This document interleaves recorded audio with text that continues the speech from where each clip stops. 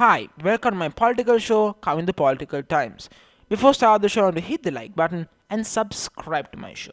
Now let's get started. Today on the show, we're going to talk about one man who hates medical procedure just to keep himself popular, and many more. So now let's get started. The Florida Governor DeSantis has told to the media that he doesn't want Joe Biden talking about COVID-19 or the pandemic, advising him how to run his state. But I don't think the Governor DeSantis has a goddamn right to talk about that because Joe Biden is the man who made this pandemic controllable, where the previous president, Donald J. Trump, who he supports, the man who made millions die because of his handling of the pandemic. And also, what is wrong with this asshole? What's wrong with this asshole? There's most of the deaths right now because the Delta variant is coming from Florida because this man can't implement a mask mandate or make vaccination a requirement. And I would be briefly honest. This man is trying to kill his own people. Let me tell you something, Republicans. If you kill off the voters who's going to vote for you, there is no way you can win in 2024 or the midterms. Just so you understand that at this point. And I guess DeSantis doesn't really understand this, the Florida governor. But it's okay. This is my advice to you, Florida governor. I don't care. This is how it's going to be. Florida governor, Joe Biden will talk about the COVID-19 pandemic because he's the bloody president of the United States. He will talk about it. He will put mandates to keep the country safe, to prevent more deaths. If you want to kill more people, don't. It's okay. You can kill your people in your state. But do not tell the man who's doing so much that you don't want to hear a word from him. Because you are a sore loser, Governor. You are a sore loser. That's what who you are, DeSantis. You are a sore loser. You bring shame to state of Florida. You are a shameless Republican. Republicans have been the enemy of the state since 2016, and you are the ultimate picture of that, DeSantis. Ultimate picture on that. Moving on from a national traitor, let's talk about Donald Trump, a man who has more of an illusion about himself than I guess Kit in the Knight Rider movie. He thinks he's still the president. He has a shadow cabinet apparently, which is really there's nothing called a bloody shadow cabinet. Once you're not the president, you are not the president, Donald J. Trump. Donald, you are not the president. If you want to play president, that's okay. I would play royal family when no one is around. Hey, that's fine. You can be anyone you want. Play. I guess all his life Donald Trump wanted to do was to play president. Why couldn't toy makers build him a kit, allow him to play president? Maybe we would have avoided the misery that we faced. I mean, you think about it. I mean, what silent cabinet he has? This is not a third world country, you dimwit. This is not a third world country to have a silent cabinet. You lost. By the same margin, you won. A fun fact.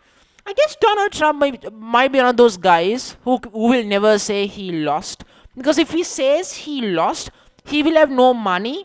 Because I think he's broke. He needs to say he's president. Also, he's trying to avoid imprisonment for his fraud in taxes, I presume. So you have to say, I'm still contesting for the presidency.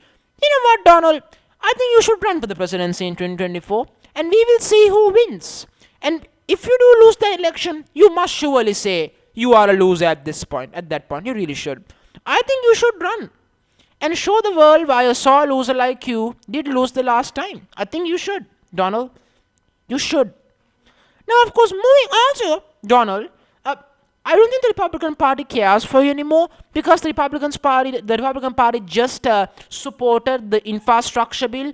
So I guess they don't really care for you. And one of the candidates you put forward actually lost in a special Texas runoff in Texas. So I guess it's safe to say that your choices don't always win, Donald. I think it's safe to assume.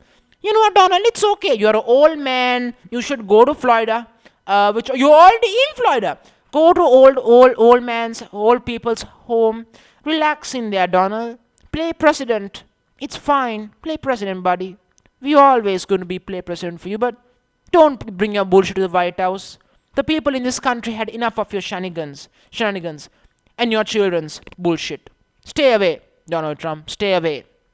Now, moving on from that, let's talk about another situation where this time in the Democratic Party, AOC and Bernie Sanders supported candidate during a Democratic caucus. Unfortunately, that candidate lost to a moderate. Now, what does this mean? Now, I think AOC and Bernie Sanders are progressives. Now, they want action. This is the problem.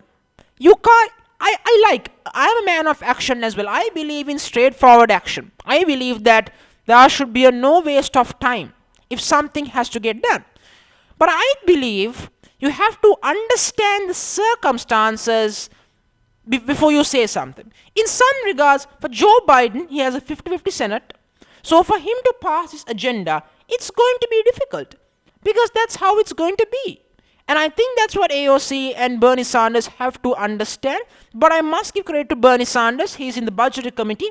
That's why we will see the infrastructure bill, which is not the $1.3 trillion one, but the more expensive infrastructure one. So we'll go through. Simple as that. So Bernie Sanders, AOC back candidate don't win. And that's fine. It proves is you have to adapt to the times. At the moment, and also the White House have managed to extend the period for eviction period, where before we'll get kicked out of their houses, just so you should know. They managed to come to a solution on that as well. So the White House have taken action on the note. It's good to be progressive, AOC, but this is what has to be done. In these times, until the 2022 midterms, the Democrats have no real power in the Senate. It's still 50-50.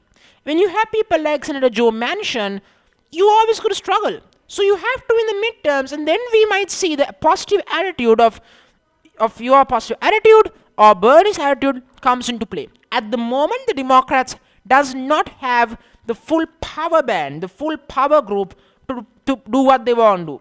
That's reality. And thank goodness Mitch McConnell, the ultimate obstructor, actually even agreed to go through the filibuster. To allow the bill to go through the filibuster stage. Think about it. I know a man like Mitch McConnell shouldn't have any right on this, but he is the minority at this point. So I guess Mitch McConnell, well, that's a point. So that's the point that it shows. People in the Democratic Party have to understand circumstances and situations. And it's essential that they do.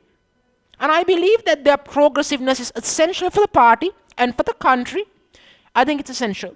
But I think it should also be taken down a notch depending on the situation. That's how I believe. Simple as that. So before I end the video, I'm going to say thank you very much. Thank you very much for joining me on the show. Hit the like button and subscribe to my show. Thank you very much.